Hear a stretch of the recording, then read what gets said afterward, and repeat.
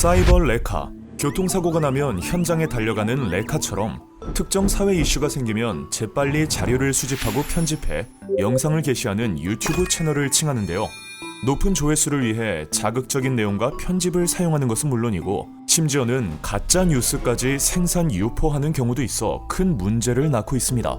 최근에는 연예인 등 유명인뿐만 아니라 일반인까지도 사이버 레카의 먹잇감이 되어 피해를 입는 경우가 많은데요.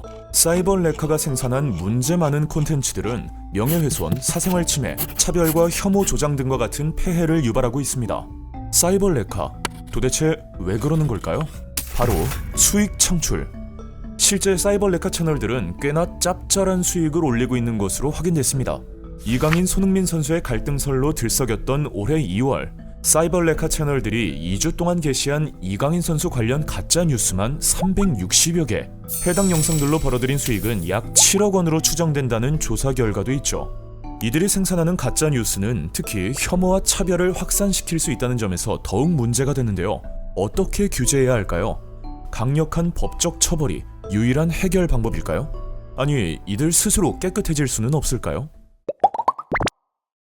사실 사이버 레카 채널을 처벌할 법적 근거는 이미 존재합니다. 정보통신망법 제70조 2항, 사람을 비방할 목적으로 정보통신망을 통해 공공연하게 거짓의 사실을 드러내 다른 사람의 명예를 훼손한 자는 7년 이하의 징역, 10년 이하의 자격 정지 또는 5천만 원 이하의 벌금에 처한다. 특정 인물을 비방하거나 명예를 훼손하는 영상을 게시하면 당연히 채널 운영자는 처벌을 받습니다. 단, 채널 운영자가 누군지 알 수 있을 때 말이죠. 문제는 유튜브처럼 미국에 본거지를 둔 해외 플랫폼일 때 발생합니다. 국내 플랫폼과는 달리 채널 운영자의 신원을 확보하는 일이 매우 까다롭기 때문인데요. 신원 정보 요청을 위한 서류와 증거들을 모두 영어로 번역해야 하고 연방 법원마다 다른 법률을 상세히 파악하고 있는 법조인의 도움을 구해야 하는 등 첫 단계부터 난관에 봉착하기 일쑤죠. 최근 아이돌 그룹 아이브의 멤버 장원영 씨는 소속사의 전폭적인 지원 아래 미국 캘리포니아 연방법원을 통해 유명 사이버 레카 채널 탈덕 수용소의 운영자 정보 제공 명령을 이끌어내고 국내 법원에 손해배상 청구 소송까지 제기해 승소했는데요. 일반적인 사례라고 하긴 어렵다고 합니다. 장원영 씨처럼 유명인이 아닌 일반인의 경우 법적, 금전적으로 충분한 지원을 받기가 매우 어렵고 어렵게 신원을 특정해 소송을 제기하더라도 벌금형 정도의 비교적 가벼운 처벌이 내려질 가능성이 높습니다. 이렇게나 까다롭지만 약하디 약한 법적 처벌 절차, 간단하면서도 강하게 만들 순 없을까요? 자, 먼저 현행법을 간단하게 알아보겠습니다. 방송법 제5조를 보면 방송이 하면 안 되는 사항들이 명백히 정해져 있습니다. 바로 이 조항에 따라 각 방송사에서 생산하는 콘텐츠는 규제를 받고 이를 위반 시 법적 처벌을 받습니다. 언론중재 및 피해구제 등에 관한 법률, 이른바 언론중재법도 있는데요. 언론 보도로 인해 명예훼손이나 초상권 침해 등 피해를 입었을 때 신속하게 구제받을 수 있도록 하는 등의 내용을 담고 있죠. 그런데 말입니다. 유튜브와 같은 온라인 동영상 플랫폼은 내용과 형식상 방송이나 언론과 흡사하거나 때론 그 이상의 역할까지 하고 있는 것이 현실이지만 놀랍게도 방송법과 언론중재법의 적용 대상이 아닙니다. 방송법에서 규정하는 방송에도 언론중재법에서 규정하는 언론에도 속하지 않기 때문이죠. 말 그대로 규제 사각지대에 있는 겁니다. 상황이 이렇다 보니 이제는 유튜브도 규제할 수 있도록 관련 법을 개정해야 한다는 목소리가 나오는데요.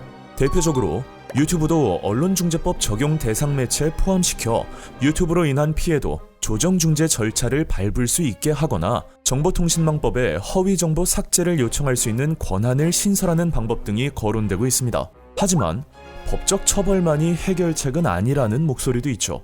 플랫폼사의 자율 규제를 적극적으로 권장하는 한편 우리 토종 사업자들이 글로벌 플랫폼 사업자와 동등한 경쟁을 할 수 있는 환경을 조성해 모두가 스스로 사회적 책무에 관심과 노력을 기울이도록 해야 한다는 주장이 그것입니다. 우리나라 국민 10명 중 9명은 사이버 레카가 사회적 문제라고 생각한다는 설문조사 결과가 있습니다. 응답자들은 사이버 레카가 근절되지 않는 가장 큰 이유로 돈벌이만 생각하는 비윤리적 태도의 사이버 레카를 꼽았는데요.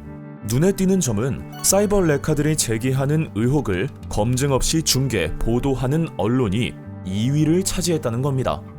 정확한 사실을 전달해야 하는 언론이 오히려 가짜 뉴스를 확대 재생산하고 있지는 않은지 생각해볼 지점이죠. 사이버 레카로 인한 사회적 문제를 해결하기 위해서는 사이버 레카 채널과 플랫폼 기업 스스로의 자정 노력도 필요하지만 기성 언론 역시 무분별하게 자극적인 보도에만 집중하고 있지 않은지 되돌아볼 필요가 있습니다. 더불어 이용자들도 심각성을 인지하고 변화를 이끌어내기 위해 나서야 할 시점입니다. 사이버 레카 문제, 여러분은 어떻게 생각하시나요? 이번 영상에 대한 생각 또는 하루 한 팩에서 다루어줬으면 하는 내용이 있다면 댓글로 남겨주세요. 그럼 안녕!